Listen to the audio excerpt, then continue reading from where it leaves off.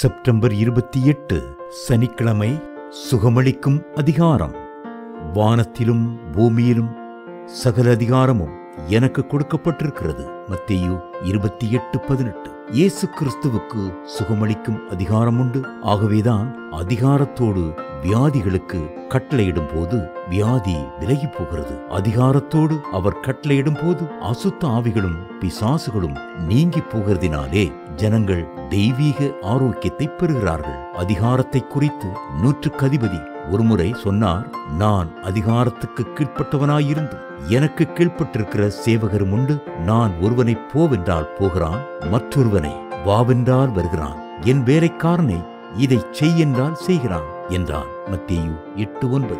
நூற்றுக்கு அதிபதியின் அதிகாரம் 100 வேலைக்காரர்கள் மேல் இருக்கிறது. அந்த அதிகாரத்தை பயன்படுத்தி அவன் வேலைக்காரனை வேலை வாங்குகிறான். அந்த வேலைக்காரனும் போ என்ற அதிகாரமுள்ள வார்த்தையை எஜமானிடமிருந்து கேட்டவுடன் புறப்பட்டு போகிறான்.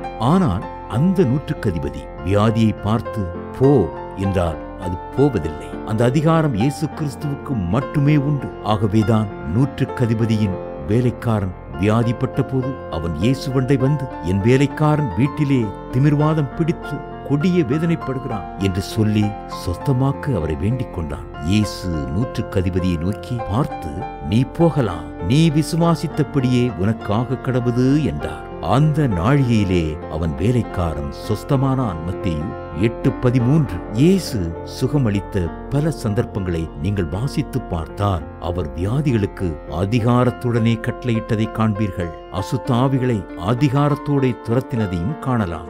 சூம்பின கையை உடைய மனுஷனை நோக்கி அவர் அதிகாரத்தோடு உன் கையை நீட்டு என்றார். அவன் நீட்டினான். அவன் கை மறு கை போல சொஸ்தமாயிற்று. மார்க் 3:5. அதிகாரமுள்ள கர்த்தர் ஒரு வார்த்தை சொன்னபோது சூரியன் உண்டானது.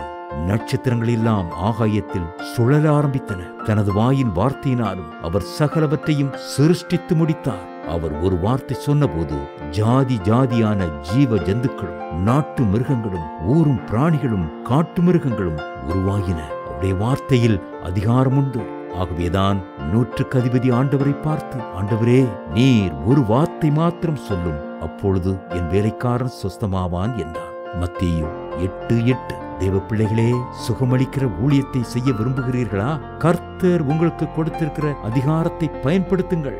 தடையாயிருக்கிற மலையை பார்த்து, நீ பெயர்ந்து சமுத்திரத்திலே தள்ளுண்டு போ என்று சொல்லுங்கள். மார்க் 11:23. அப்பொழுது மலை போன்ற வியாதிகள் சரீரத்தை விட்டு நீங்கி பாதாளத்திலே தள்ளுண்டு போகும். கர்த்தர் கொடுத்திருக்கிற அதிகாரத்தின்படியே பிசாசுக்கு எதிர்த்து நில்லுங்கள், அவன் பயந்து ஓடிப்போவான். மரணத்துக்கு அதிகாரியாகிய பிசாசானவனை தமது மரணத்தினாலே அழிக்கும்படிக்கும் ஜீவகாலமெல்லாம் மரண பயத்தினாலே அடிமைத்தனத்திற்குள்ளானவர்கள் யாவரையும் விடுதலை பண்ணும்படிக்கும் அப்படியானார். எபிரேயர் 2:14-15.